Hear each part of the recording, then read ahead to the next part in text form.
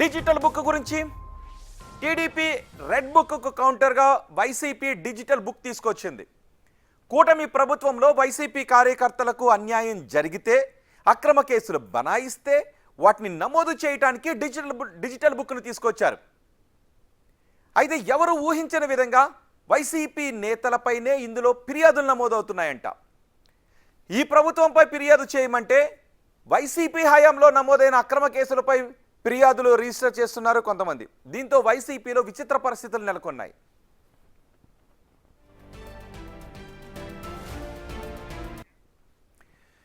YCP digital book యాప్లో మాజీ మంత్రి విడుదల రజనీపై నవతరం పార్టీ జాతీయ అధ్యక్షుడు రావు సుబ్రహ్మణ్యం ఫిర్యాదు చేశారు. 2022లో చిలకలూరిపేటలో తన పార్టీ ఆఫీస్, తన ఇల్లు, కారు పై మాజీ మంత్రి దాడి చేయించారని ఆరోపించారు. తగిన చర్యలు తీసుకోవాలని, న్యాయం చేయాలని డిజిటల్ బుక్లో ఫిర్యాదు చేశారు. ఈ విషయాన్ని సుబ్రహ్మణ్యం ప్రకటించారు. డిజిటల్ బుక్ యాప్లో విడుదల రజనీపై ఫిర్యాదు చేశాక వచ్చిన టికెట్ను కూడా చూపించారు ఆయన. ఈ ఫిర్యాదుపై స్పందించి తనకు న్యాయం చేస్తే జగన్ చెప్పినట్లుగా వైసీపీ కార్యకర్తలకు న్యాయం జరుగుతుందనే నమ్మకం కలుగుతుందన్నారు సుబ్రహ్మణ్యం.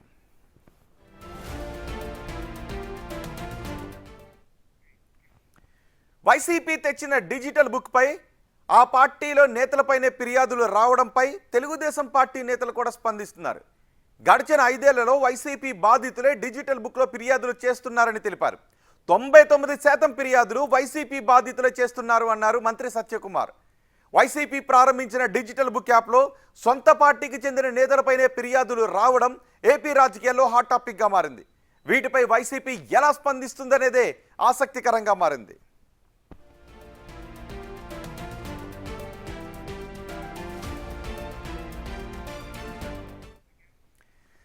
డిజిటల్ బుక్లో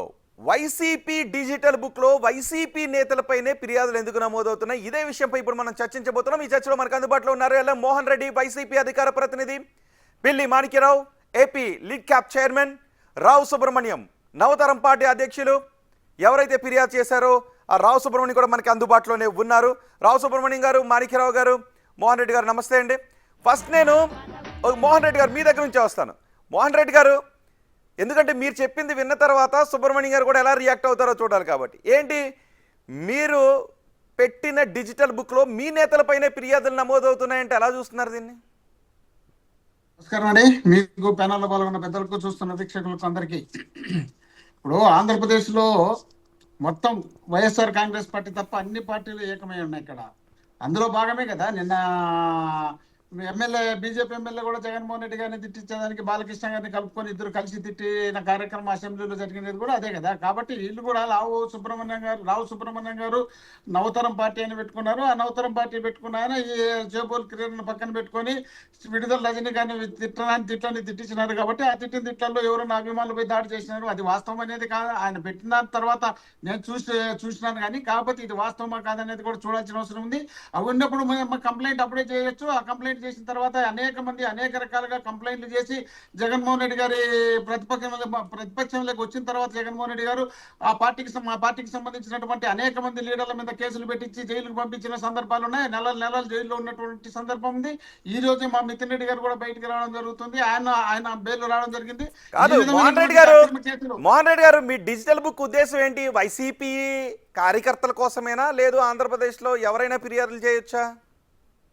వైసీపీతో పాటు ప్రజలు చేయొచ్చు. ప్రజలు, రాజకీయ పార్టీ నాయకులు కాదు. రాజకీయ పార్టీ నాయకులు చేయాలంటే ఇప్పుడు చంద్రబాబు నాయుడు గారు కూడా వచ్చి చేయొచ్చు దీంట్లో. ఎందుకంటే వాళ్ళు చేసినటువంటి దాడులు, దౌర్జన్యాలు అన్నింటినీ దాంట్లో కనపరిచి మేము కూడా ఏ విధంగా చేసినా దీనికి కూడా న్యాయం చేయండి అనే విధంగా చేయొచ్చు. కాకపోతే మేము పార్టీకి ప్రజలకు సంబంధించినటువంటి డిజిటల్ అది కానీ డిజిటల్ బుక్ పెట్టాం కానీ, వీళ్ళు ఇతర పార్టీలకు సంబంధించినటువంటి వ్యక్తులు వచ్చి దాంట్లో పెట్టేసి దాన్ని అవహేళన చేయాలని, ఏదో విధంగా మా అబాసుపాలు చేసినట్టు ప్రయత్నం చేయాలనే ఉద్దేశంలో భాగంగా వాళ్ళు ప్రయత్నం చేస్తున్నారు తప్ప అందులో ఎటువంటి వాస్తవాలు ఉండవు. వాళ్ళు చేసిన అభియోగాలు నిజమైతే అంతకుముందే వాళ్ళు ఫిర్యాదు చేయొచ్చు. ఆ ఫిర్యాదు చేసిన తర్వాత కోర్టుకు వెళ్ళొచ్చు. కోర్టుకు వెళ్ళిన తర్వాత అనేక రకాలుగా వాళ్ళు చట్టపరంగా పోరాటం. అలా కాదు, అందులో ఫిర్యాదు చేసిన తర్వాత కోర్టుకు వెళ్ళొచ్చు అనుకుంటే మరి డిజిటల్ బుక్ ఉద్దేశమే నెరవేరదు కదా.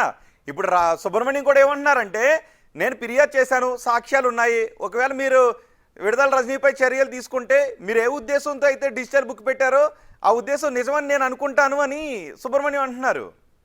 ఇప్పుడు సుబ్రహ్మణ్యం గారు చెప్పినట్టు సుబ్రహ్మణ్యం గారు నిజంగా జరిగింది వాస్తవం అయితే మరి ఆ రోజు దేనికి జరిగింది ఆ జరిగిండేది కూడా దాంట్లో వివరణ పెట్టాలి కదా. ఊరికే విడుదల రజనీ గారి మీద అభియోగం మోపేసి ఆయన వచ్చేదోడ పాల్గొట్టినట్టు అక్కడ ఎవరితో ఏం పెట్టుకున్నాడో ఆ పెట్టుకున్న వాళ్ళు ఎవరు వచ్చి దాడి చేసినారో ఆ దాడి చేసింది తీసుకుపోయి రజనీ గారి మీద దొబ్బేసి పక్కకు తప్పుకుంటే సరిపోతుందనే ఉద్దేశంలో భాగంగానే ఇది చేస్తున్నారు కదా. నిజంగా చేసి ఉంటే రజనీ గారే వచ్చి చేయలేదు కదా, ఎవరో కార్యకర్తలు అభిమానులు వచ్చి చేసినారనే దాని మీద ఆయన అభియోగం మోపొచ్చు. ఆ మోపినది కూడా ఆ మీద తిప్పడానికి ప్రయత్నం చేయొచ్చు. కానీ అది ఎందుకు జరిగింది ఏం జరిగింది అనేది కూడా దాంట్లో మెన్షన్ చేయొచ్చు కదా. దాన్ని మెన్షన్ చేసి దీన్ని చెప్తే దానికి ఆన్సర్ వస్తుంది. అది విసిపెట్టేసి కేవలం రజనీ గారు మా పైన దాడి చేయించినారు, మా ఇల్లు పోలగొట్టినారు, మా బండి పోలగొట్టినారు, మాకు న్యాయం చేయండి, మీరు న్యాయం చేస్తే వాళ్ళకి న్యాయం చేసినట్టు ఉంటుంది అంటే మరి గుంటూరులో దారుణంగా నరికినారు. మీరు కూడా ఒక పార్టీ పెట్టుకున్నారు కదా, ఓ పార్టీ పెట్టుకున్నటువంటి జాతీయ అధ్యక్షులు కదా, మరి జాతీయ అధ్యక్షులు అయినప్పుడు ముస్లిం వైఎస్ఆర్ కాంగ్రెస్ పార్టీ నాయకుని నడి రోడ్డు పైన నరికినప్పుడు దానిపైన మీరు ఎందుకు కౌంటర్ పెట్టలేకపోయినారు? మీరు పార్టీ పెట్టుకున్న వ్యక్తులు పార్టీ కేవలం మీకోసం పెట్టుకున్నారా, ప్రజల కోసం పెట్టుకున్నారా, లేక రాష్ట్రం కోసం పెట్టుకుని దేనికి పెట్టుకున్నారో అది కూడా మీరు చెప్పాల్సిన బాధ్యత ఉంది కదా. మోహన్ రెడ్డి గారు కాదు, మోహన్ రెడ్డి గారు మీరు డిజిటల్ బుక్ లో వచ్చిన ఫిర్యాదులపై నిష్పాక్షికంగా విచారణ జరిపి వాస్తవాన్ని బయటపెట్టి అందులో మీ పార్టీ నేతల పైన ఫిర్యాదులు వచ్చినా మీరు చర్యలు తీసుకుంటారా? ఇప్పుడు నిష్పాక్షికంగా వస్తే అంటే ఎలాంటి పక్షపాతం లేకుండా మా పార్టీ కార్యకర్తలు చేసినా, మా పార్టీ మేము తప్పులు చేసినా జగన్మోహన్ రెడ్డి గారు అందరినీ మందలించాలనే ఉద్దేశంలో భాగంగానే ఆయన ముఖ్యమంత్రి అయిన తొలి రోజే కేబినెట్ సమావేశం అయిపోయిన తర్వాత కలెక్టర్ల మీటింగ్ లో జగన్మోహన్ రెడ్డి గారు చెప్పడం జరిగింది. ఆ రోజే ఏమని, మా పార్టీకి సంబంధించినటువంటి వ్యక్తులు తప్పులు చేసినా ఎవరిని క్షమించే ప్రసక్తే ఉండదు, అరెస్ట్ చేయండి అని చెప్పిన తర్వాతనే రాష్ట్రంలో ఉన్నటువంటి వైఎస్ఆర్ కాంగ్రెస్ పార్టీ నాయకులకు ఏ ఒక్క అధికారి కూడా కనీసం స్పందించిన సందర్భాలు ఏర్పడినాయి. ఎవరు మాట్లాడినా మాకు జగన్మోహన్ రెడ్డి గారు తెలుసు, మేము జగన్మోహన్ రెడ్డి గారితో మాట్లాడతాం, మాకు ముఖ్యమంత్రి గారితో మేము డైరెక్ట్ మాట్లాడతాం అనే విధంగా మాకు తయారైంది. కాబట్టి మా పరిస్థితి ఈ రోజు ఈ విధంగా దిగజారిపోవడానికి కారణమైంది. కాబట్టి మేము ఇప్పుడు కూడా జగన్మోహన్ రెడ్డి గారు ప్రజల పక్షాన, ప్రజలకు ఏదైనా అన్యాయం జరిగితే మా పార్టీ చేసినా ఇతర పార్టీలు చేసినా దానిపైన చర్యలు ఖచ్చితంగా తీసుకుంటాడు. ఆ చర్యలు ఏ స్థాయిలో ఉంటాయనేది, అది ఎంత వాస్తవం అనేది తెలుసుకున్న తర్వాత జరుగుతుంది. మా పార్టీ వాళ్ళపై నరికి మర్డర్ చేసి రమ్మని చెప్పరు కదా. మా పార్టీ ఇప్పుడు రావు సుబ్రహ్మణ్యం చేసిన ఆరోపణలు టీడీపీ నేతలు చేయించిన ఆరోపణలని మీరు అంటారు, రైట్? అంతే కదా. మళ్ళీ మనకి టీడీపీ నుంచి ఆయన ఒక పార్టీ పెట్టుకున్నటువంటి వ్యక్తి రాష్ట్రంలో ఇన్ని దాడులు జరుగుతుంటే, ఇన్ని అన్యాయాలు జరుగుతుంటే, ఇంతమంది మీద రేపులు జరుగుతుంటే, వాళ్ళ మీద కేసులు లేకపోతే మహిళలు తీసుకుపోయి చంపి శవాళ్ళు కూడా కనపడకుండా చేస్తుంటే ఒక పార్టీ పెట్టుకున్నటువంటి వ్యక్తి ఈయన కూడా అభియోగాలు చేయొచ్చు కదా, ఆరోపణలు చేయొచ్చు కదా. ఈ ఆరోపణ ఎందుకు చేయకుండా కేవలం వైఎస్ఆర్ కాంగ్రెస్ పార్టీ మీద 1.5 సంవత్సరం దాటిన తర్వాత ఈ రోజు ఆయన మీద ఆరోపణ చేస్తున్నారంటే ఇది వాస్తవం అని ఎట్లా అనుకోవాలా? కేవలం పార్టీ చేస్తున్నాడు. మోహన్ రెడ్డి గారు ఒక్క నిమిషం. టీడీపీ నుంచి మాణిక్యరావు గారు ఉన్నారు, నవతరం పార్టీ అధ్యక్షుడు సుబ్రహ్మణ్యం గారు కూడా ఉన్నారు. మాణిక్యరావు గారు నేను మీ దగ్గరికి వస్తాను, ఒక్కసారి సుబ్రహ్మణ్యం గారి దగ్గర నుంచి వివరణ తీసుకుందాం. సుబ్రహ్మణ్యం గారు, మీరు విడుదల రజనీపై ఫిర్యాదు చేశారు, ఆమెపై చర్య తీసుకుంటే డిజిటల్ బుక్ ఉద్దేశం ఏ ఉద్దేశంతో అయితే జగన్ పెట్టారో అది నెరవేరుతుందని నేను నమ్ముతున్నానని మీరు అన్నారు. కానీ మీరు ఇచ్చిన కంప్లైంట్ టీడీపీ నేతల ప్రోద్బలంతో ఇచ్చారు అని వైసీపీ నేతలు అంటున్నారు. సార్ నమస్తే అండి, మాణిక్యరావు గారికి అట్లానే రెడ్డి గారికి మీకు అందరికి కూడా నమస్కారం అండి. మా దగ్గర అందరూ చిలకలూరుపేట పట్టణంలో నియోజకవర్గంలో ఆ సంఘటన జరిగినప్పుడు 2022 ఏప్రిల్ 15, 16 తారీఖుల్లో మంత్రి విడుదల రజనీ, ఆమె మరిది విడుదల గోపి, వాళ్ళ అనుచరులు 100 మంది పైగా వచ్చి మా జెండా ధ్వంసం చేశారు, పార్టీ కార్యాలయం ధ్వంసం చేశారు. తర్వాత మా ఇంటి దగ్గర పోలీసులు బందోబస్తు పెట్టారు. చాలా బీభత్సంగా దారుణంగా నా కారు పగలగొట్టారు.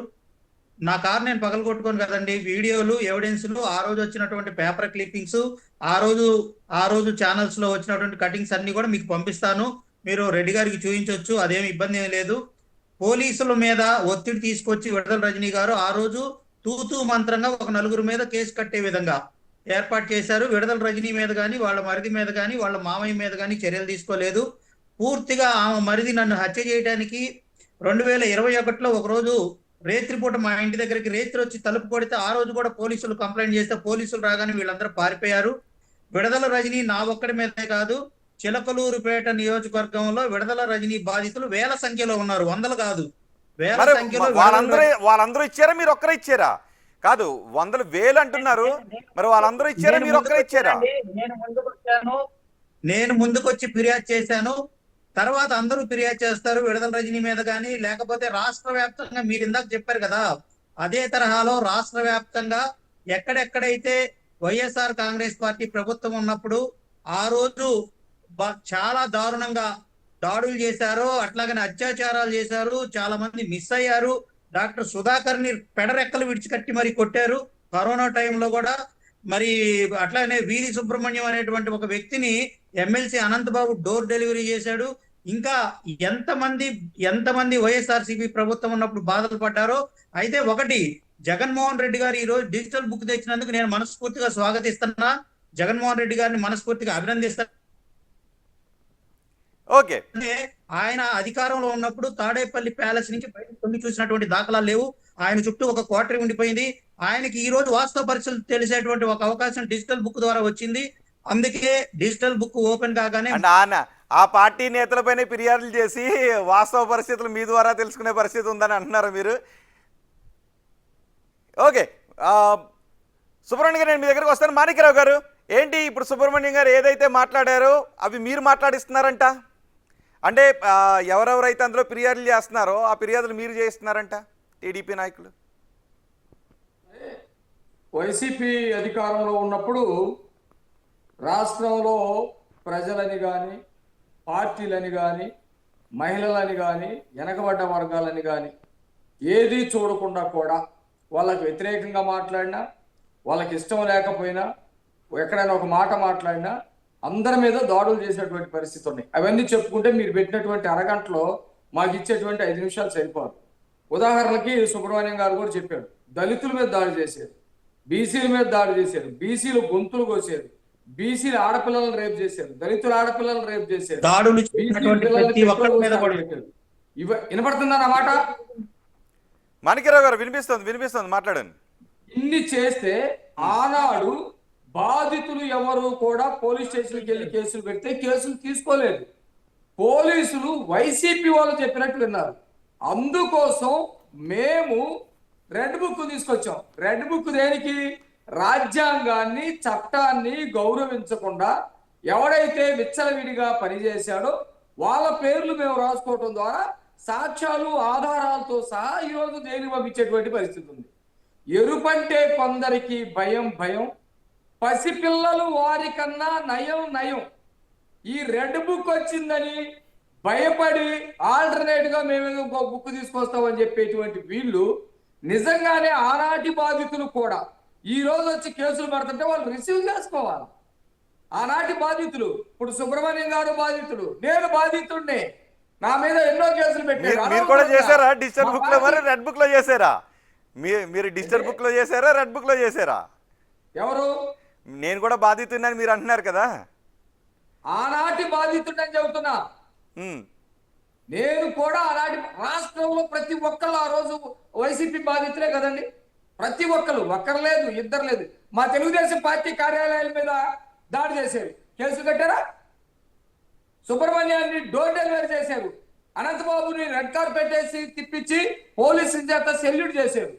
నిన్న పల్నాడు ఏరియాలో మాచర్లో చంద్రయ్య అతన్ని నడి రోడ్డు మీద పొద్దున్నే మేకల్లో గోర్రెల్లో కోసుకున్నట్టుగా నడి రోడ్డు మీద గొంతు కోసేసి ఆ దారుణంగా చంపేశారు. ఆ పిల్లగాడికి ఉద్యోగం ఇస్తుంటే నిన్న వద్దని చెప్పేసి మాట్లాడుతున్నారు. కాబట్టి వీళ్ళు నిజంగా కనుక కేసులు అందరూ తీసుకుంటామని కనుక వీళ్ళు మాట్లాడితే ఆనాటి బాధితులు కూడా డిజిటల్ బుక్ అని ఏదైతే చెప్తున్నారో దాంట్లో చెప్తారు, వాళ్ళు అన్నింటినీ రిసీవ్ చేసుకోవాలి. అలా కాదు, ఈనాటి ప్రభుత్వ బాధితులు ఎవరైనా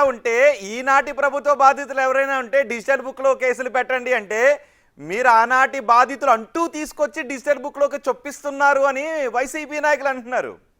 అవునండి, వాళ్ళు పరిశీలన చేసుకోమని సంఘటన. ఇప్పుడు సుబ్రహ్మణ్యం గారి కేసే తీసుకుందాం. నా దగ్గర సీసీ కెమెరా ఫుటేజ్లు ఉన్నాయి అన్నాడు, ధ్వంసమైన కారు ఫోటోలు ఉన్నాయి అన్నాడు, తర్వాత అక్కడ చెల్లాచెదరగా పడినటువంటి వస్తువులు ఉన్నాయి అన్నాడు. అవన్నీ సాక్ష్యాలే కదా.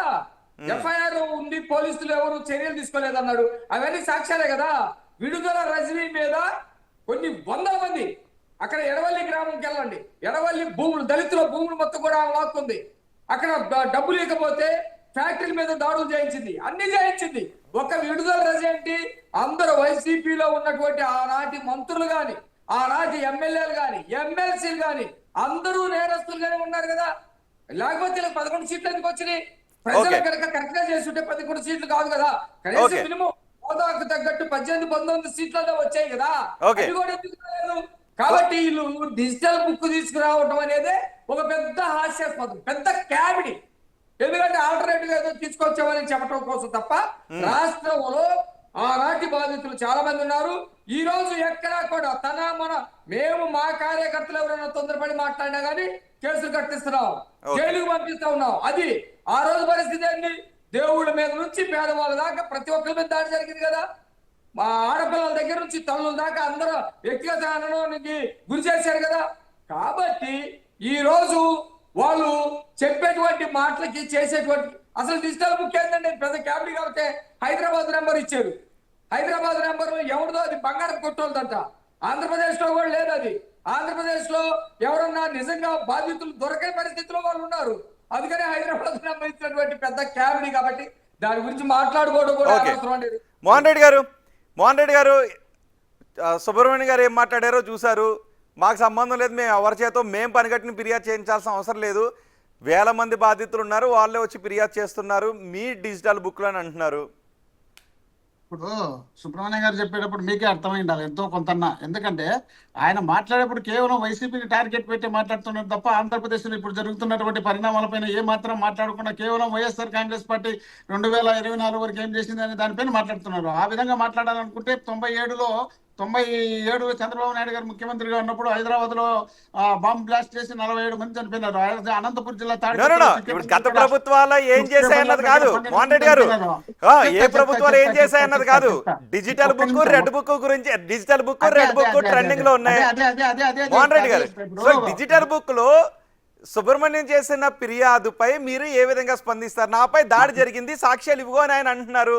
మాణిక్యరావు గారు మాట్లాడినారు కదా, దానికి కూడా కొంచెం కౌంటర్ చెప్పాలి కదా. కాబట్టి నేను ఏమంటున్నానంటే వీళ్ళు ఖచ్చితంగా నేను చేయదలుచుకొని ఉంటే మేమేదో చెప్తున్నారు ఏదో డాక్టర్ సుబ్రహ్మణ్యం గారు అని. డాక్టర్ సుబ్రహ్మణ్యం గారు కరోనా టైంలో ఆయన వచ్చి సీఎం గారిని డైరెక్ట్ గా తిట్టితే పోలీసులు ఆయనపై చర్య తీసుకున్నారు.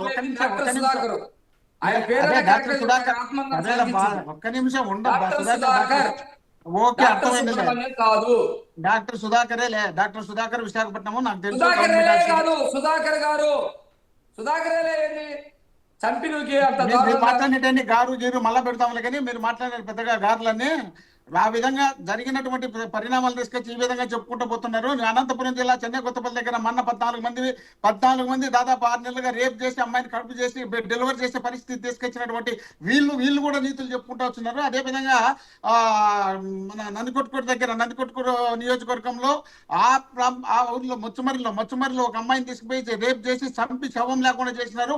వీళ్ళు నీతులు చెప్పుకుంటున్నారు. గుంటూరు జిల్లాలోనే వైఎస్ఆర్ కాంగ్రెస్ పార్టీ నాయకులు బజార్లో చెప్పుకుంటా కూర్చుంటున్నారు.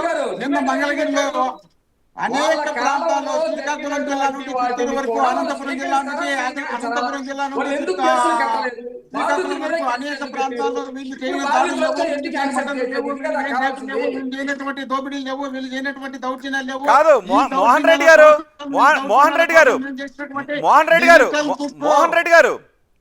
రెడ్డి గారు ఇప్పుడు డిజిటల్ బుక్లో మీరు డిజిటల్ బుక్ ఒక ఉద్దేశంతో పెట్టారు. ఆ డిజిటల్ బుక్లో కొన్ని కేసులు నమోదవుతున్నాయి, ఫిర్యాదులు నమోదవుతున్నాయి. ఆ ఫిర్యాదులో ఎక్కువ శాతం వైసీపీ నేతలపైనే నమోదవుతున్నాయంటే అవునా కాదా? ఇప్పుడు మేము డిజిటల్ బుక్ పెట్టినది వైఎస్ఆర్ కాంగ్రెస్ పార్టీ మీద జరుగుతున్నటువంటి దాడులకు మేము శ్రీరామ రక్షగా ఉండాలనే ఉద్దేశంలో భాగంగా డిజిటల్ బుక్ పెట్టడం జరిగింది. ఆయన మాట్లాడకుండా పెట్టారు కదా సార్. ఆయన మాటికి అడ్డం వచ్చేట మాట్లాడలేదు కదా. ఆయన మాత్రం నాకు రాదా మాట్లాడిన చేత కదా. ఆయన మా అడ్డం ఎందుకు వస్తున్నారు? ఇప్పుడు వాళ్ళు డిజిటల్ బుక్ పెట్టింది దేనికి? ఎంతమంది రేప్ చేసినారు, ఎంతమంది మర్డర్ చేసినారు, ఎంతమందిని దౌర్జన్యం చేసినారు, ఎంతమందిని చంపితే మీకు అంత పెద్ద పోస్ట్ ఇచ్చాను, ఎన్ని కేసులు ఉంటే మీకు అంత పెద్ద పోస్ట్ ఇచ్చానని నారా లోకేష్ గారు చెప్పినట్టు జగన్మోహన్ రెడ్డి గారు చెప్పలేదు. మీకు జరిగినటువంటి అన్యాయాలపైన నేను ఉన్నాను, మీకు రక్షణగా ఉంటుంది. డిజిటల్ బుక్ శ్రీరామ రక్షలాగా ఉంటుంది. మీకు జరిగినటువంటి అన్యాయాలు ఎవరు చేసినా కూడా, వాళ్ళు ఎక్కడున్నా కూడా, వాళ్ళు రిటైర్డ్ అయినా, వాళ్ళు ఎక్కడ పోయినా కూడా వాళ్ళను సప్త సముద్రాలు దాటిన పట్టుకొచ్చి వాళ్ళకి చట్టపరంగా చట్ట విరుద్ధంగా కాదు, ఇలా మాదిరి చట్టపరంగా సృష్టిస్తామని చెప్పినాడు జగన్మోహన్ రెడ్డి గారు. దాన్ని పెట్టుకోకుండా మన ఇష్టం వచ్చినట్టు మనం మాట్లాడుకుంటూ పోవాలనుకుని మాట్లాడుతున్నాం. మోహన్ రెడ్డి గారు ఒక్క నిమిషం సుబ్రహ్మణ్యం గారు ఏంటి? మోహన్ రెడ్డి గారు ఒక్క నిమిషం సుబ్రహ్మణ్యం గారు, ఏంటి వైసీపీ కార్యకర్తల మీద జరుగుతున్న దాడులకు వాళ్ళ కార్యకర్తలకు రక్షణ కోసం బుక్ పెడితే మీరు నవతరం పార్టీ అధ్యక్షులుగా ఉండి అందులోకి వెళ్ళి ఎలా ఫిర్యాదు చేస్తారు? సార్, జగన్మోహన్ రెడ్డి గారు రాష్ట్రంలో ప్రజల పక్షాన ఎవరి మీద దాడులు జరిగినా, ఎవరికి ఇబ్బంది వచ్చినా ఫిర్యాదు చేయమని చెప్పి జగన్మోహన్ రెడ్డి గారు పిలిపించారు. వాటిలో అన్ని పెట్టండి. మీరు ఇదొకటి ఎందుకు పెట్టారు?